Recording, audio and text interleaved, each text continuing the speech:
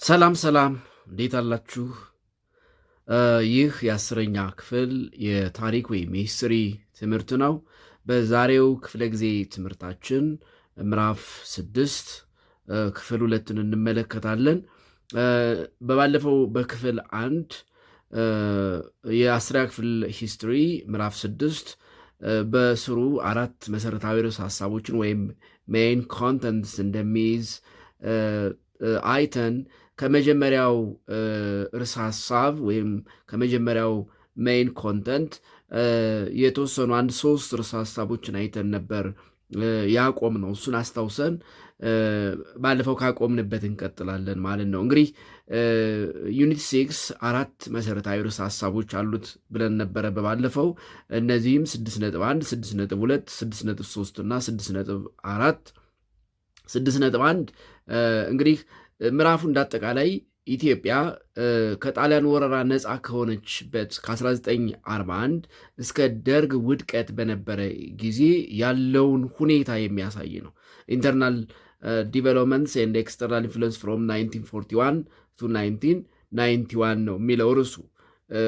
የኢትዮጵያ ልማትና የውጭ ተጽዕኖ ከ1941 እንደ ፈረንጆች አቆጣጠር እስከ 1991። ያ ማለት አፄ ኃይለ ሥላሴ ከጣሊያን ወረራ ማብቃት በኋላ ከእንግሊዝ ከተመለሱና ወደ ዙፋናቸው ወይም ወደ ንግስናቸው ከተመለሱበት ጊዜ ጀምሮ እስከ ደርግ መውደቅ ጊዜ የነበረውን ታሪክ ነው የምናየው ማለት ነው።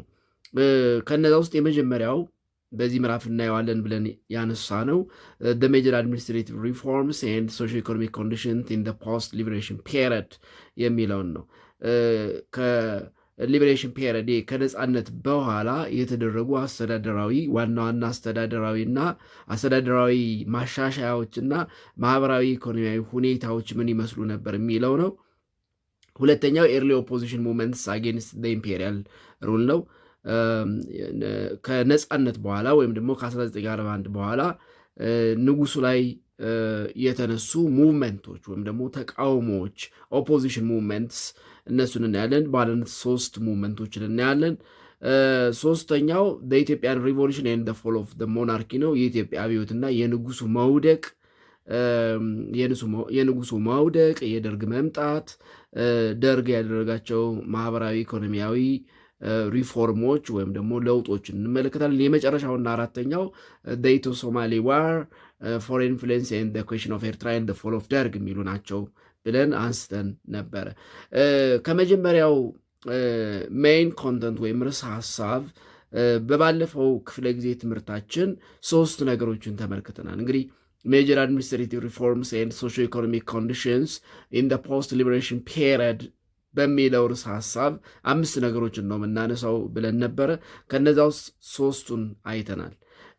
ኤክስተርናል ኢንፍሉዌንስስ ኢን ኢትዮጵያ አፍተር ሊበሬሽን ፔሪድ ወይም ፖስት ሊበሬሽን ፔሪድ፣ ብሪቲሽ ኤራ፣ አሜሪካን ኤራ። የብሪቲሽ ኤራ የሚባለው እስከ የትኛው ዘመን ያለውን ለምን የሚለውን አይተናል።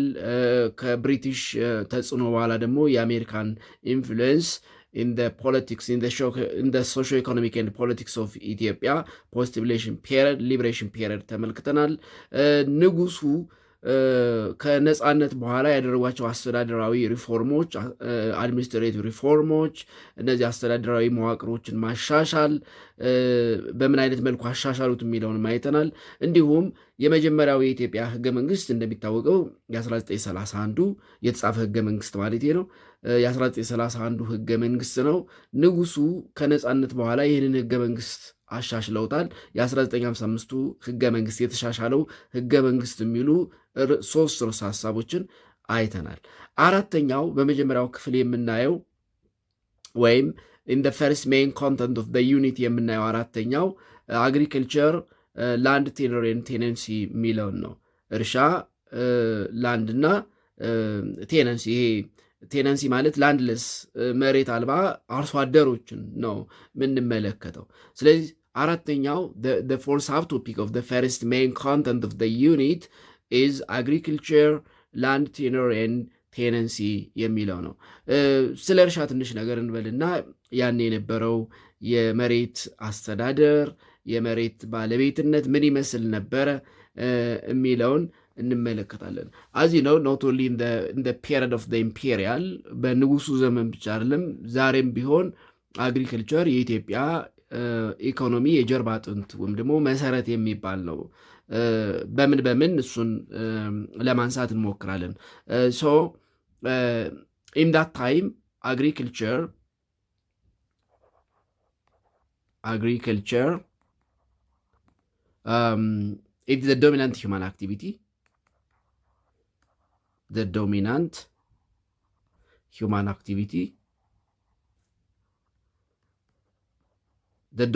activity no, of course, not only in that time, even nowadays, almost more than 80% of the Ethiopian population directly or indirectly engaged in agriculture. በቀጥታ በተዘዋዋሪም እርሻ ስራ ላይ የተሰማራ ነው። ወይም ደግሞ አብዛኛው የኢትዮጵያ የኢኮኖሚ ምንጭ in terms of labor, in terms of export, in terms of labor employment, in terms of source of export ስናይ አሁንም ቢሆን ትልቁን ድርሻ የሚይዘው agriculture ነው። So agriculture is the dominant human activity. It is the backbone of Ethiopian economy. The backbone of Ethiopian economy. የኢትዮጵያ ኢኮኖሚ የጀርባ አጥንት ነው። It employs the majority of the labor force. Employs the majority of the labor forces, mainly ወይም ደግሞ especially in rural areas, the rural population በተለይ ደግሞ በገጠር የሚኖረው የኢትዮጵያ ሕዝብ መተዳደሪያ ምንጩ እርሻ እንደሆነ ይታወቃል። ስለዚህ አብዛኛውን የኢትዮጵያን ሌበር ፎርስ ወይም ደግሞ የሰው ኃይል የሚያሰማራ ወይም ደግሞ ሚንስ ኦፍ ላይቭሊሁድ ወይም ደግሞ የገቢ ምንጭ የመኖሪያ ምክንያት የሆነው እርሻ ነው። ነገር ግን ስቲል agriculture in Ethiopia is at subsistence level, but it is at subsistence level. ነገር ግን ያን ያክል ትርፍ አምራች አይደለም። ሳብሲስታንስ ሌቭል ነው ማለት ሃንድ ቱ ማውዝ ነው ማለት ነው። ሃንድ ቱ ማውዝ that means no surplus production። ያን ያክል ትርፍ አምራች የሚባል ወይም ደግሞ ለኤክስፖርት በጣም የተትረፈረፈ ምርት የሚገኝበት የእርሻ ክፍለ ኢኮኖሚ የለንም። ዘመናዊ የሚባል አይደለም። አሁንም የሚታረሰው በበሬ ነው በዋናነት ማለት ነው። መካናይዝድ አይደለም፣ ሞኖካልቸር አይደለም፣ ኢሪጌሽን ቤዝድ አይደለም። በብዙ የቴክኖሎጂ ግባቶች ያን ያህል ያደገ የሚባል አሁንም በኋላ ቀር የበሬ የአስተራረስ ዘዴ የሚከወን የስራ ወይም ደግሞ የኢኮኖሚ ዘርፍ ነው። ስለዚህ ስቲል አት ሳብሲስታንስ ሌቭል። ነገር ግን አሁንም ቢሆን ኖት በዛን ጊዜ አይደለም፣ በዛ ጊዜ እንደውም ኦልሞስት 100% ማለት ይቻላል። ምክንያቱም በኃይለ ሥላሴ ዘመነ መንግስት የኢትዮጵያ ኢኮኖሚ እርሻ መር ነው። ኦፍኮርስ ዛሬም እርሻ መር ነው። ግን ዛሬ በተለይ አሁን የኢንዱስትሪው የሰርቪስ ሴክተሩ እያደገ ስለመጣ ከነዚህ በተለይ ከኢንዱስትሪው ሴክተር ኤክስፖርት የሚሆኑ ምርቶችን እናመርታለን ወይም ኤክስፖርት አይተሞችን ጀነሬት እናደርጋለን፣ እናመነጫለን። በዛ ጊዜ ግን ኢንዱስትሪ ያን ያክል ያደገ ስላልሆነ ሰርቪስ ሴክተሩም ያን ያክል የሰፋና ያደገ ስላልነበረ አብዛኛው የሀገሪቱ የኢኮኖሚ ምንጭ እርሻ ነበረ። ግን አሁንም ቢሆን it is also the major source of export items. It is also the major source of the export items such as coffee, oil seeds, እነዚህ የቅባት እህሎች የምንላቸው hide and skin flowers፣ በተለይ አሁን አበባ ትልቅ የኤክስፖርት አይተም ወይም ደግሞ አንዱ ወደ ውጭ ከምንለካቸው የእርሻው ክፍለ ኢኮኖሚ ካስገኛቸው ሪሰንት ኢንትሮዲውስድ ኤክስፖርት አይተምስ ከምንላቸው ውስጥ ይመደባል። ስለዚህ ምንም እንኳን ያን ያክል ከፍተኛ የውጭ ምንዛሬ የሚያስገኝ ነው ባንልም ከሌሎች ሀገራት አንጻር ስናየው አሁንም ቢሆን ግን ኢትዮጵያ ትልቅ የውጭ ምንዛሬ የምታገኝባቸውን የኤክስፖርት አይተምስ ወይም ደግሞ የምትልካቸውን ወደ ውጭ ገበያ የምትልካቸውን አይተሞች እንደ ቡና፣ የቅባት እህሎች፣ ቆዳና ሌጦ፣ የአበባ ምርት የመሳሰሉትን የምናገኘው ከእርሻው ክፍለ ኢኮኖሚ ነው። ስለዚህ አግሪካልቸር it is the dominant human activity and the backbone of ኢትዮጵያን ኢኮኖሚ። እንግዲህ አግሪካልቸር ስንል does not mean only production of crops ይሄ ሰብል ማምረት ብቻ ማለት አይደለም። it includes livestock raising በእንስሳትን ማርባት ኦፍኮርስ እንስሳትን ማርባትና እርሻ ማረስ እኛ ሀገር ኢትስ ሚክስድ የሚባል የፋርሚንግ ሲስተም ነው የምንከተለው። ምክንያቱም እንስሳት ራሱ የእርሻ ስራችን አካል ስለሆኑ የምናርሰው በበሬ ነው፣ የምናበራየው በበሬ ነው። አንዳንድ የእርሻ ስራዎችን ለምሳሌ ስንዘራ ምንድነው ዘር ሲዘራ መሬቱን ለመጠቅጠቅ ወይ ምናምን ለማድረግ ለምሳሌ ጤፍ በሚዘራበት ጊዜ መሬት ይጠቀጠቃል አይደለ? በገጠሩ የሀገራችን የእርሻ ስራ እነዚህን ለማከናወን እንስሳት ያስፈልጋሉ። ስለዚህ ሚክስድ ፋርሚንግ ነው የምንከተለው ማለት ያ ማለት ፕሮዳክሽን ኦፍ ክሮፕስ ፕላስ ላይቭስቶክ ሬይዚንግ ኤንድ ዩ ኖው ከአፍሪካ ኢትዮጵያ በቀንድ ከብት የመጀመሪያ ነች፣ በዓለም ደግሞ 10ኛ ነች። ስለዚህ የእርሻው ክፍለ ኢኮኖሚ ስንል ፕሮዳክሽን ኦፍ ክሮፕስ ብቻ ማለት አይደለም፣ እንስሳትንም ማርባትንም ይጨምራል። ኦፍኮርስ እንስሳትን ማርባትና የእርሻ ስራ ኢትዮጵያ ውስጥ የተነጣጠሉ ብለን የምናነሳቸው አይደሉም። ምክንያቱም የምናርሰው በበሬ ነው፣ ወይም ደግሞ ለእርሻ ስራችን እንስሳት በጣም አስፈላጊ ስለሆኑ ማለት ነው። ወደ ውጭ ዓለም እንስሳትን ማርባት እርሻ ከማረስ ጋር የሚገናኝ ነገር አይደለም። ምክንያቱም የሚያርሱት በትራክተር ነው፣ የሚጠቀሙት መካናይዝድ ሞደርን የሆነ ዘመናዊ ቴክኖሎጂ ነው። በበሬ የሚያርሱበት እንስሳትን ለእርሻ ስራ የሚጠቀሙበት አጋጣሚ ስለሌለ ማለት ነው። ኢትዮጵያ ውስጥ ግን የእንስሳት እርባታና የእርሻ ስራ የሚነጣጠሉ አይደሉም ስቲል፣ ምክንያቱም ትራዲሽናል የሆነ አግሪካልቸር ስለምንጠቀም። ነገር ግን በኢትዮጵያ የፖለቲካ ስርዓት መሬት በጣም ወሳኝ የሚባል ነገር ነው። በጣም ወሳኝ የሚባል ነገር ነው። ስለዚህ ዱሪንግ the imperial period the agricultural sector was particularly important not only for its large contribution to the economy but also because of the land was the basis of power የስልጣን ምንጭ ነበረ ወይም ደግሞ መሰረት ነበረ። ስለዚህ ከኢኮኖሚ ባሻገር መሬት ማለት በንጉሱ ዘመነ መንግስት የስልጣን መሰረት ነበር ማለት ነው። so during the imperial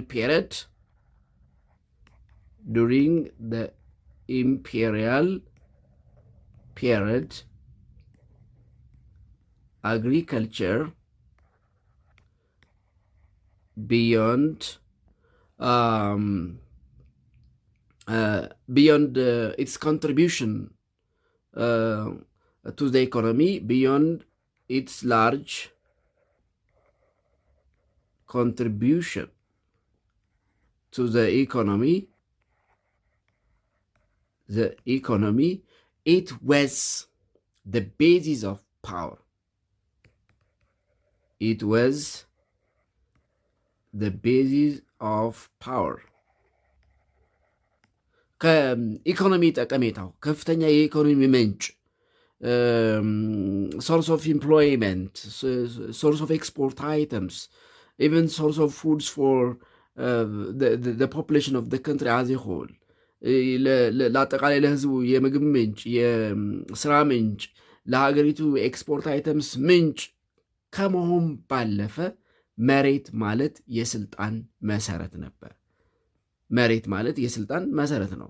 አንድ ሰው ስልጣን አለው ማለት መሬት አለው ማለት ነው። አንድ ሰው መሬት አለው ማለት ደግሞ ሰፊ መሬት አለው ማለት ስልጣን የማግኘት ወይም ባለስልጣን የመሆን እድሉ በጣም ከፍተኛ ነበር ማለት ነው። ስለዚህ በንጉሱ ዘመነ መንግስት፣ በኃይለ ሥላሴ ዘመነ መንግስት ማለት ነው አግሪከልቸር ከኢኮኖሚያዊ ጠቀሜታው ተሻግሮ ወይም ደግሞ ከዛ ባሻገር የስልጣን ምንጭ ወይም ደግሞ ቤዚስ ኦፍ ፓወር ነበረ። ኢንዲጂነስ ሲስተም ኦፍ ላንድ ቴነር ኢን ኢትዮጵያ ዌር ኮሚዩናል ጉልት ኤንድ ሪስት። ይሄ መሬትን ኦውንድ የሚያደርጉበት መንገድ ሁለት አይነት ነበረ።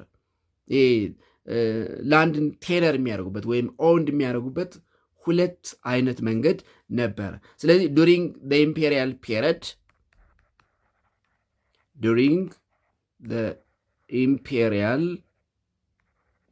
ፒሪየድ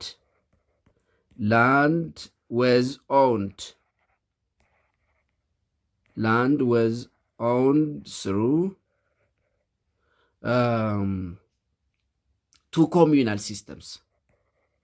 two communal systems. በሁለት አይነት መንገድ መሬት ኦን ይደረግ ነበር። አንደኛ in the form of ጉልት and second in the form of ርስት ነው። in the form of ርስት። ጉልት ምንድን ነው? ርስት ምንድን ነው የሚለውን እንመልከት። እንግዲህ ጉልት ማለት you are owner of land but not ምንድነው ይሄ ፔዛንት አርሶ አደር አይደለህም፣ ግን የመሬት ባለቤት ነህ። ስለዚህ መሬቱን ለፔዛንቶች ታከራይና ወይም ትሰጥና ግብር ትሰበስባለህ ማለት ነው። ስለዚህ ጉልት ስንል ኢት ሪፈርስ ቱ ዘ ራይት ቱ ኮሌክት ትሪቢዩት ወይም ግብር ፍሮም ፔዛንትስ ግራንትድ ባይ ዘ ኢምፐረር ቱ ቫሪየስ ራንክስ ኦፍ ዋሪየር ክላስ ሎካል ሩለርስ ኤንድ ዘ ቸርች ኤንድ አዘርስ። ስለዚህ ጉልት የሚኖራቸው እነዚህ አካላት ነበሩ። አንደኛ ጉልት የሚሰጠው በንጉሱ ነው። ኢት ዋዝ ግራንትድ ባይ ዘ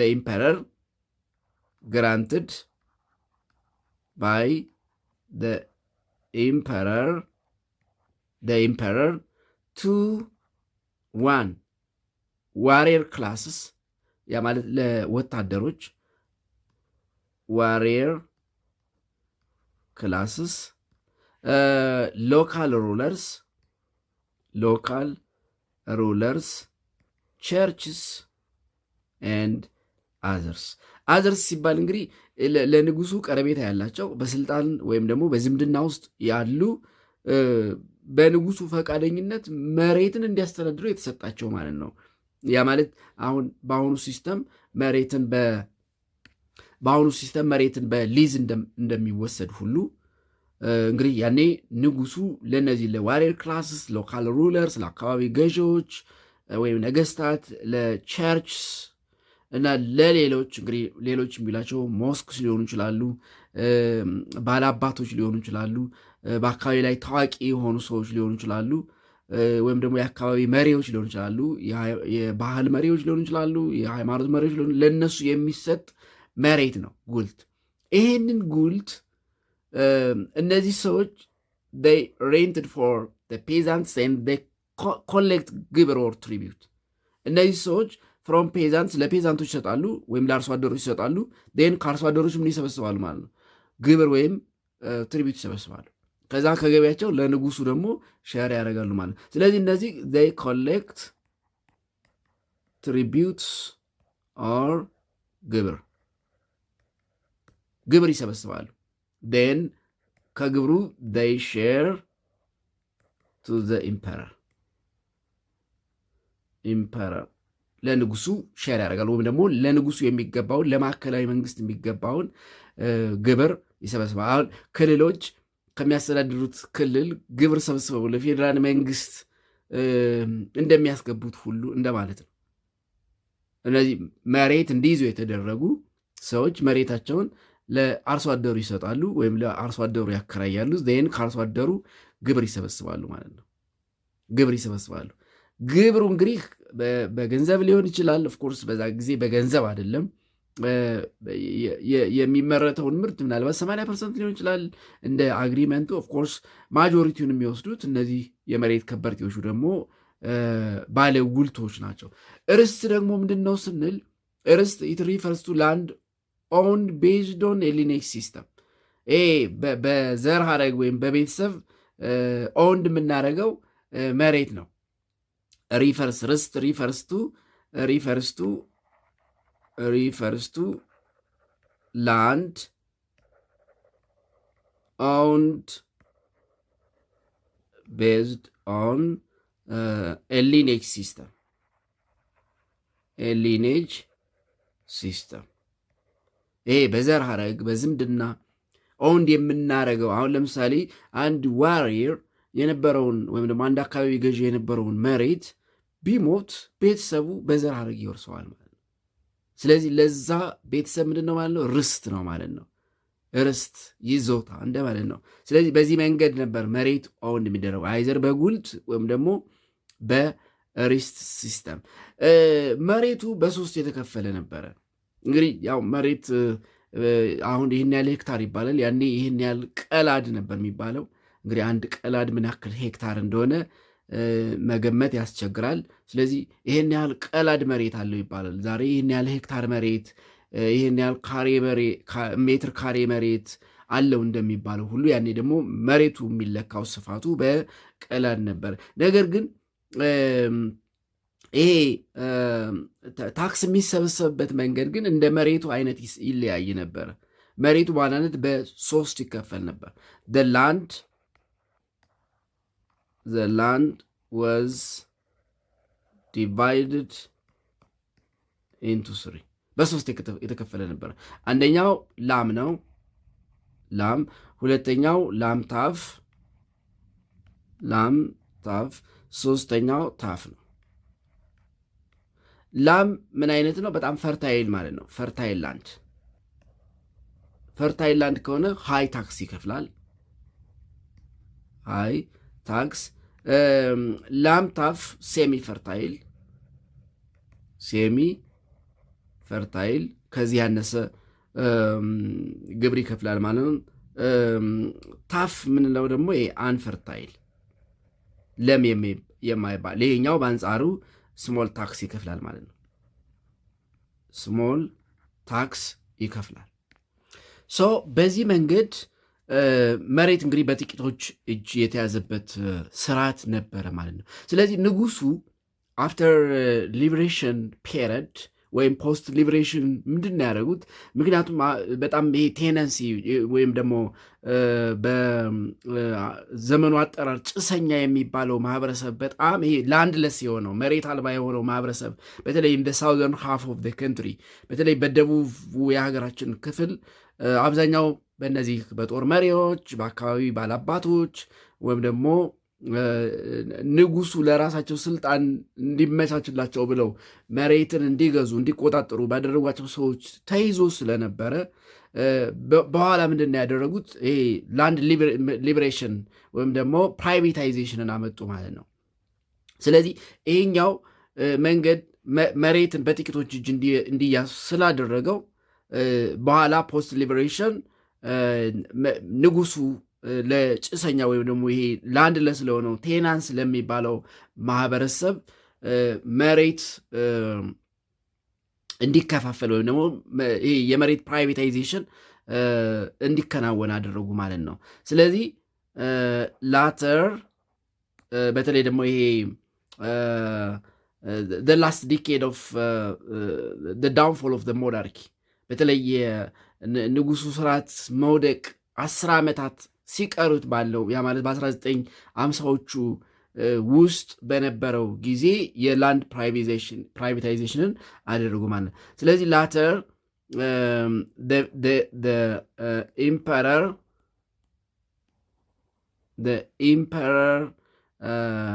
accelerated the land privatization. The emperor declared, you can say, declared land privatization.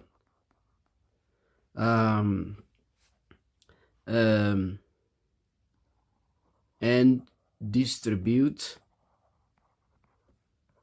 the land to tenancy system, locally known as known as ጭሰኛ ለሚባሉት ወይም ለድሆች መሬት አልባ ለሆኑ ላንድለስ ለሆኑ ወይም ቴናንት መሬት ማከፋፈል ጀመሩ ማለት ነው። ስለዚህ ፖስት ሊበሬሽን ፔሪድ ወይም ከ1941 በኋላ በተለይ በመጨረሻዎቹ የንጉሱ 10 ዓመታት ውስጥ ያደረጉት ምንድነው? መሬት በጥቂቶች እጅ ተይዞ ስለነበረ ይሄ ደግሞ በተለይ በደቡብ የሀገራችን ኢን ሳውዘርን ሃፍ ኦፍ ካንትሪ ጭሰኛ ወይም መሬት አልባ የሆኑ ማህበረሰብ እንደውም ስታቲስቲክሱ ምንድነው ከ50 እስከ 65% የሚሆነው መሬት በጥቂቶች እጅ ተይዞ ነበር። ከ50 እስከ 65 የሚሆነው መሬት it was holding by a few landlords, በጣም በጥቂት የመሬት ከበርቴዎች ተይዞ ነበረ። ስለዚህ ፕራይቬታይዜሽን ላንድ ፕራይቬታይዜሽን ወይም ደግሞ መሬትን ለጭሰኞች ወይም ለቴናንት ሲስተም ወይም ለድሆች ለመሬት አልባ ማህበረሰብ እንዲከፋፈል ማድረጋቸው ነው ማለት ነው። አምስተኛው ያደረጉት ሪፎርም ንግድ፣ ኢንዱስትሪ፣ የፋይናንሻል ሴክተር፣ ትምህርት፣ ትራንስፖርት እና ኮሚኒኬሽን ላይ ያደረጉት ሪፎርም ነው። 6.14 ትሬድ፣ ኢንዱስትሪ፣ ፋይናንሻል ሴክተር፣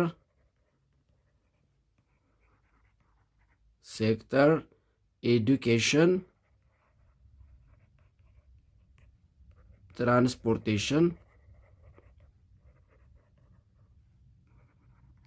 and ኮሚኒኬሽንስ ንግድ፣ ኢንዱስትሪ፣ የፋይናንስ ተቋማት፣ የትምህርት፣ የትራንስፖርትና የኮሚኒኬሽን የኢኮኖሚ ዘርፎች ላይ ያደረጉትን ሪፎርም በዚህ የመጀመሪያው ሜይን ኮንተንት ስር የመጨረሻ አድርገን እንመለከታለን። ንጉሱ በንግድ፣ በኢንዱስትሪ፣ በፋይናንስ፣ በትምህርት፣ በትራንስፖርቴሽን እና በኮሚኒኬሽን ያደረጓቸውን ሪፎርምስ አፍተር ሊበሬሽን ወይም ፖስት ሊበሬሽን ፔሪድ ስንመለከት እንግዲህ ኢታሊ ኢትዮጵያን ለቃ ስትሄድ በ1941 የኢትዮጵያ የኢኮኖሚ መዋቅር ወይም ኢኮኖሚክ ስትራክቸር ኦፍ ካንትሪ ኢት ዋዝ ኦልሞስት ኢት ሃድ ቢን ፎር ሴንቸሪስ ለዘመናት ፎር ሴንቸሪስ እንደነበረው ነው። ያን ያክል የተለየ ነገር አልተደረገም። ነገር ግን ዴር ዌር ሳም ኢምፕሩቭመንትስ በተለይ የጣሊያን ወረራ ለኢትዮጵያ በጣም ትልቅ አስተዋጽኦ ያደረገው በመንገድ መሰረተ ልማት ነው። አብዛኞቹ የሀገሪቱ አገር አቋራጭ መንገዶች ወይም አውራ መንገዶች የተቀየሱት በጣሊያን ወረራ ዘመን ነው። የአባይ ሸለቆ በሉት በጣም አስቸጋሪ የሆኑ የሰሜን መንገዶች አብዛኞቹ ዋና ዋና የሚባሉ የኢትዮጵያ አውራ ጎዳናዎች በአራቱም አቅጣጫ ወደ ምስራቅም ወደ ደቡብም ወደ ምዕራብም ወደ ሰሜንም የሚወስዱ ዋና ዋና መንገዶች በዋናነት የተቀየሱት በጣሊያን ወረራ ዘመን ነው። ስለዚህ ምንም እንኳ የኢትዮጵያ ኢኮኖሚ እንዳጠቃላይ ለውጥ ባያመጣም የጣሊያን ወረራ ዘመን ግን በአንዳንድ ነገሮች ኢምፕሩቭመንት አሳይቷል። በተለይ ደግሞ ኢን ሮድ ቢልዲንግ። ስለዚህ ኢታሊያን ኦኩፔሽን the Italian occupation made some economic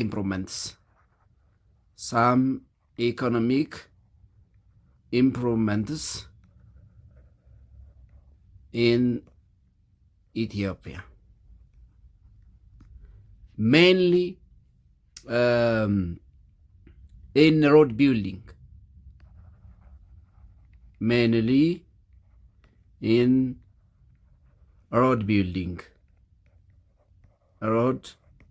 በመንገድ ግንባታ በጣም የተሻለ የሚባል ለውጥ አምጥቷል። እሱም ብቻ አይደለም። it also attempts to make a few or small industries በጣም ጥቂት ውስን የሆኑ ትናንሽ ኢንዱስትሪዎችንም ለማቋቋም ሞክሯል። it also made to establish it also made attempt to made it also attempt to made establishment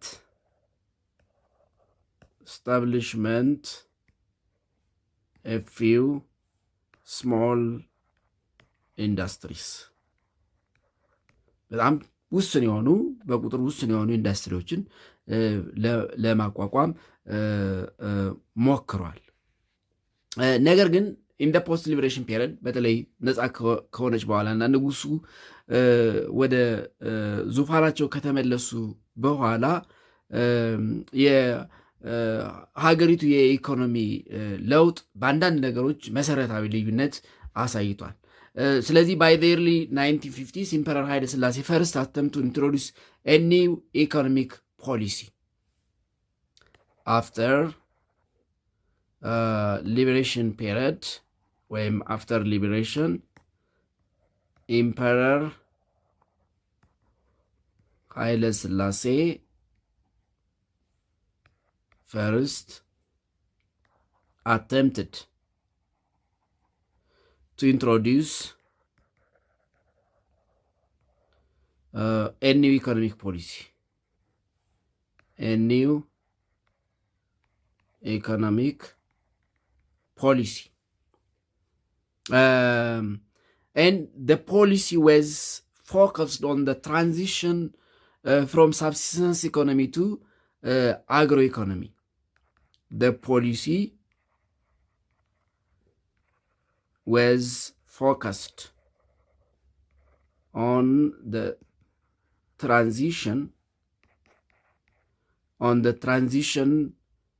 from a subsistence economy to agroeconomy. ያ ማለት ሳብሲስታንት ሃንድ ቱ ማውዝ ሰርፕለስ ትርፍ አምራች ያልሆነውን ኢኮኖሚ ወደ አግሮ ኢኮኖሚ ይሄ አግሪካልቸር ቤዝድ ኢኮኖሚ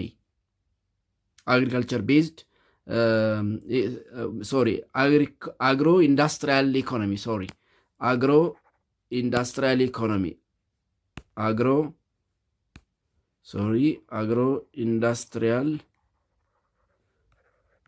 ኢኮኖሚ አግሪካልቸር ቤዝድ ያደረገ ወይ ኢንዱስትሪ ያካተተ ኢኮኖሚ የኢኮኖሚ ሽግግር እንዲደረግ ሊያደርግ የሚችል ወይም ደግሞ እሱን ታሳቢ ያደረገ ፖሊሲ ኒው ኢኮኖሚክ ፖሊሲ ኢንትሮዲውስ አድርገዋል። ለዚህም በ1954-55 the government created the National Economic Council to coordinate the state development plans for the agro-industrial economic policy,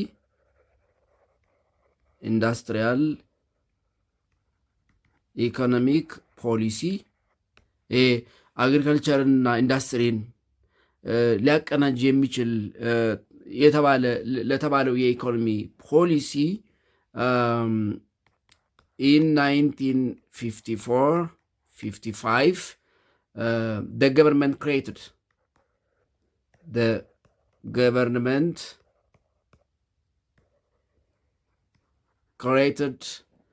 the National Economic Council.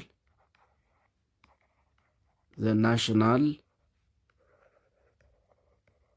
Economic Council to coordinate the state's development plan.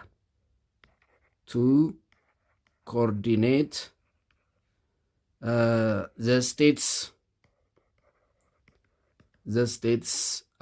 development plans. የመንግስትን የልማት እቅድ ኮኦርዲኔት የሚያደርግ የሚያስተባበር ናሽናል ኢኮኖሚክ ካውንስል የሚባል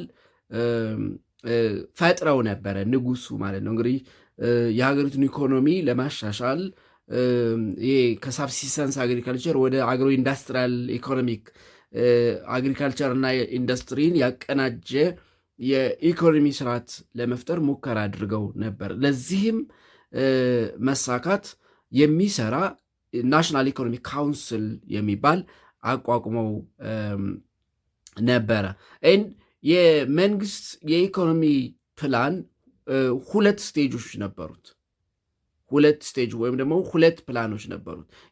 የኃይለሥላሴ መንግስት የሀገሪቱን ኢኮኖሚ አግሮ ኢንዱስትሪያል ኢኮኖሚ ለማድረግ ከሳብሲስታንስ ኢኮኖሚ ወደ አግሮ ኢንዱስትሪያል ኢኮኖሚ ለማሳደግ ሁለት እቅዶችን ወይም ደግሞ የሁለት ጊዜ እቅዶችን አድርጎ ነበር። የመጀመሪያው ፈርስት 5 year ፕላን የሚባል ነው። ኦፍኮርስ አሁንም የ5 ዓመት እቅድ የ5 ዓመት የ10 ዓመት እቅድ እንደሚባለው አሁን ባለው የመንግስት ስርዓት ያንም እንግዲህ ንጉሱ እንዲህ አይነት እቅድ ነበራቸው። የመንግስት የ5 ዓመት እቅድ የሚባል ነበራቸው። የመጀመሪያው ፈርስት 5 year ፕላን ከ1957 እስከ 1961 እንደ ፈረንጆች አቆጣጠር የተደረገ ሲሆን የሁለተኛው ሰከንድ 5 year ፕላን ከ1962 እስከ 1967 የተደረገ ነው። ኦፍኮርስ ሶስተኛ ምክር ነበራቸው። ኦፍኮርስ ያ በብዙ ውጥረት የነበረ ስለነበረ ደርግ ንጉሱን ከስልጣን ለማውረድ በጣም ከፍተኛ የሆነ ስትራግል ያደርግበት የነበረ ሲሆን ሶስተኛው ሰርድ 5 year ፕላን የሚባለው ከ1968 እስከ 1973 ባለው ጊዜ የታቀደው ነው። ስለዚህ በእነዚህ በሶስቱ year plans 5 years ፕላን ምን ምን እቅድ ነበረ፣ ምን ምን አሳክተዋል የሚለውን እንመልከት። ፈርስት 5 year ፕላን እቅዱ ምን ነበር፣ ምን አከናውኗል የሚለውን እንመልከት። ዋን ፈርስት 5 year plan that's from 1957 to 1961 ከ1957 እስከ 1961 እንደ ፈረንጆች አቆጣጠር የነበረው የመጀመሪያው የ5 ዓመት እቅድ ነው። የንጉሱ የልማት የ5 ዓመት እቅድ። የዚህ እቅድ ዋና ግብ የሀገሪቱን ኢንፍራስትራክቸር ወይም ትራንስፖርቴሽን ኤንድ ኮሚኒኬሽን ማሳደግ ነው። it was to develop a strong infrastructure. The plan was to develop strong infrastructure mainly in transportation, construction and communication።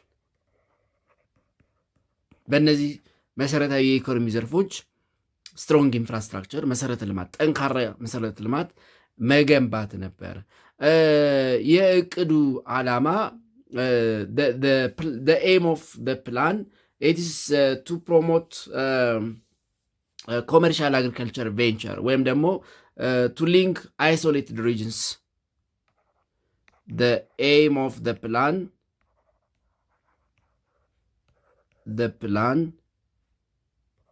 was to link isolated regions for promoting commercial agriculture,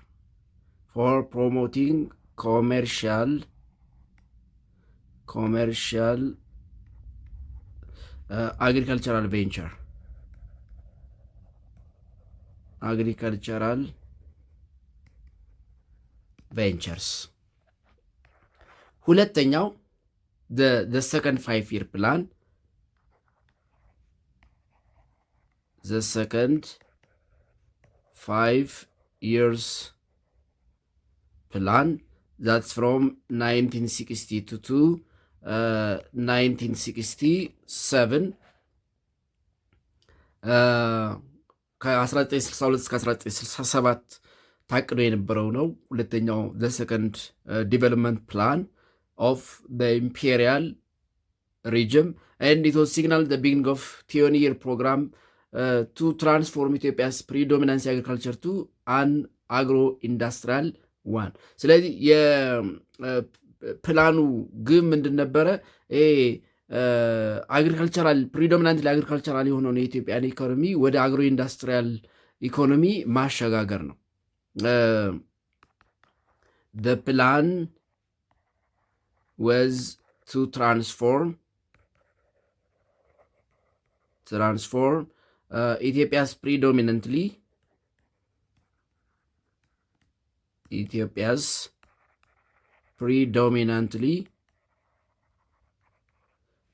agricultural economy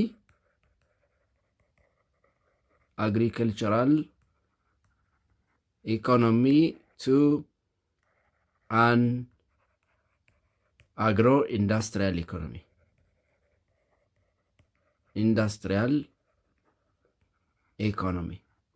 እርሻ ላይ ጥገኛ የሆነውን የኢትዮጵያን ኢኮኖሚ አግሮ ኢንዱስትሪ አግሪካልቸርን ከኢንዱስትሪ ጋር ያቀናጀ የኢኮኖሚ ስርዓት መፍጠር ነበረ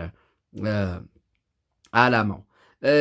both the first and the second plans focused on intensifying the agricultural development.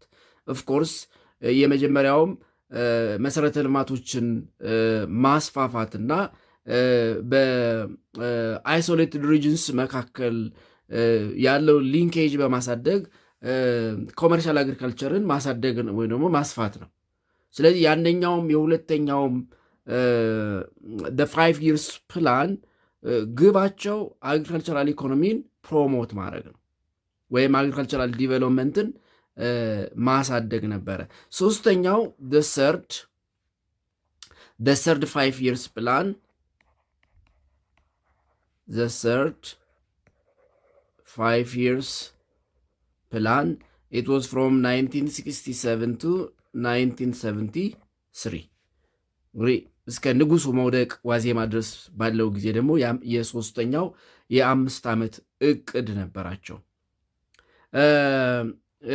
የሶስተኛው የ5 ዓመት እቅድ it also sought to facilitate Ethiopia's economic well-being by raising manufacturing and agricultural industrial performance. ስለዚህ የእቅዱ ዋና ሐሳብ the plan was to facilitate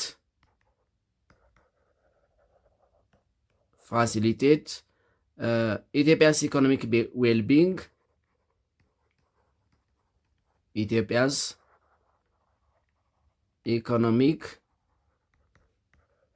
well-being by raising manufacturing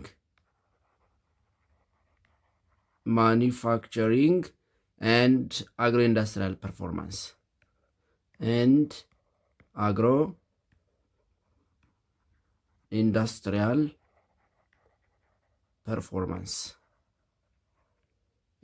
የማኒፋክቸሪንግ እና የአግሮ ኢንዱስትሪያል ውጤቱን ማሳደግ የሚል ነበር። ሶስተኛው 5 year plan ዋናው but it focused on the development of agricultural sector through packaging programs to address the rising problem of food shortage in Ethiopia. እንግዲህ በኃይለ ሥላሴ ዘመነ መንግስት በተለይ በ1960ዎቹ ንጉሱ ኢቨን ከተወቀሱባቸው ነገሮች አንዱ ራብ ነበር፣ በተለይ የወሎ ራብ። ስለዚህ ምንም እንኳ እቅዱ እንደዛ ቢሆንም በነበረው ወቅታዊ ችግር ግን የእቅዱ ዋና ትኩረት የኢትዮጵያን የምግብ እጥረት ችግር አድሬስ ማድረግ ነበር። ነገር ግን the program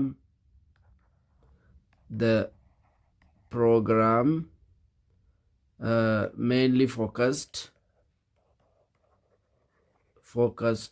on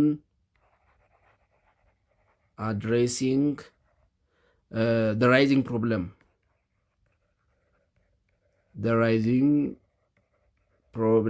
of food shortage in ኢትዮጵያ።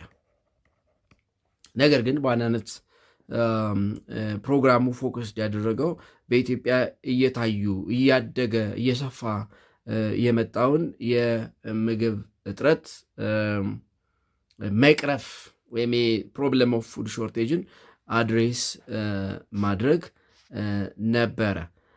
ስለዚህ በእነዚህ 3 የ5 ይርስ ፕላን ንጉሱ በሀገሪቱ ኢኮኖሚ ላይ መሰረታዊ ለውጥ ለማምጣት ሙከራ አድርገዋል። ይህም ብቻ አይደለም እንግዲህ ንጉሱ የሀገሪቱን ኢኮኖሚ ለማሻሻል ሪፎርም ለማድረግ ብዙ መሰረተ ልማቶችን ሰርተዋል። ለምሳሌ አዲስ አበባ፣ ድሬዳዋ፣ የአስመራ፣ የአዲስ አበባ እና የድሬዳዋ ከተሞች ላይ ኢንዱስትሪዎችን ለመትከል ሙከራ አድርገዋል። ነገር ግን እቅዳቸው ያን ያክል ውጤት አላመጣም። በእነዚህ ከተሞች የተቋቋሙት ኢንዱስትሪዎች እንኳን ያን ያክል ፋንክሽናል የሚባሉ እና ለሀገሪቱ የኢኮኖሚ መሻሻል ለውጥ ያመጡ አልነበሩም። ግን ሙከራዎች ነበሩ ነው። እሱም ብቻ አይደለም። በጤናው ዘርፍ፣ በትምህርት ዘርፍ ንጉሱ አፍተር ሊበሬሽን ፔሪድ ከፍተኛ ለውጥ ለማምጣት ሞክረዋል። ለምሳሌ ሚኒስትሪ ኦፍ ፐብሊክ ሄልዝን በ1947 አቋቁመዋል። የተለያዩ ሆስፒታሎችን፣ ሜዲካል እና ሄልዝ ኮሌጆችን በከተሞች በተለይ በዋና ዋና ከተሞች በተለይ ደግሞ በአዲስ አበባ እና በጎንደር የሜዲካል ኤንድ ሄልዝ ኮሌጆች እንዲቋቋሙ አድርገዋል። ለምሳሌ በጤናው ሴክተር፣ በትምህርት ዘርፍም ሚኒስትሪ ኦፍ ኤዱኬሽን ኤንድ ፋይን አርትን በ1942 እንዲቋቋም አድርገዋል። ኢቨን ዩኒቨርሲቲዎችን አቋቁመዋል። ያው በትምህርት ዘርፍ ዩኒቨርሲቲዎችን በማቋቋም ከኢትዮጵያ ነገስታት ቀዳሚው አፄ ኃይለ ሥላሴ ናቸው። እንግዲህ የኢትዮጵያ የመጀመሪያው ዩኒቨርሲቲ አዲስ አበባ ዩኒቨርሲቲ ነው። ያኔ በንጉሱ ስም የሚጠራው ወይም ዛሬ አዲስ አበባ ዩኒቨርሲቲ የ6 ኪሎ ካምፓስ ብለን የምንጠራው እንግዲህ የሀገሪቱ የመጀመሪያው ዩኒቨርሲቲ ነው። ስለዚህ በትምህርትም በጤናም ከፍተኛ መሻሻሎች ለማድረግ ሙከራ አድርገዋል ማለት ነው። ነገር ግን ምንም እንኳ ይህን ያክል አድሚኒስትሬቲቭ ሪፎርም ቢያደርጉም በሀገሪቱ ለውጥ ለማምጣት ሙከራ ቢያደርጉም አብዛኞቹ ያን ያክል ፋንክሽናል ስላልነበሩ ወይም ደግሞ መሰረታዊ የሀገሪቱን ሁኔታ የሚቀይሩ ስላልነበሩ በንጉሱ አገዛዝ ላይ የተለያዩ ተቃውሞዎች ተነስተዋል። ተቃውሞዎች እስከ 1947 በደርግ መፈንቅለ መንግስት ወይም ደግሞ በደርግ ምክንያት ንጉሱ ከስልጣን እስከወረዱበት ጊዜ ድረስ አፍተር ሊበሬሽን ፔሪድ ንጉሱ በጣም ከፍተኛ የሆነ ኦፖዚሽን ሙቭመንቶችን ወይም ደግሞ የተቃውሞ ንቅናቄዎችን ወይም እንቅስቃሴዎችን ተጋፍጠዋል ወይም ደግሞ ተነስቶባቸዋል ማለት ነው። በክፍል 3 ኤርሊ ኦፖዚሽን ሙቭመንትስ አጌንስት ዘ ኢምፔሪያል ፔሪድ የሚሉትንና ሌሎቹን የዚህ ምዕራፍ ክፍሎች እንመለከታለን። የዛሬውን በዚህ እናበቃለን። ስለነበረን ጊዜ በቀጣይ እስከምንገናኝ ደህና ሁኑ።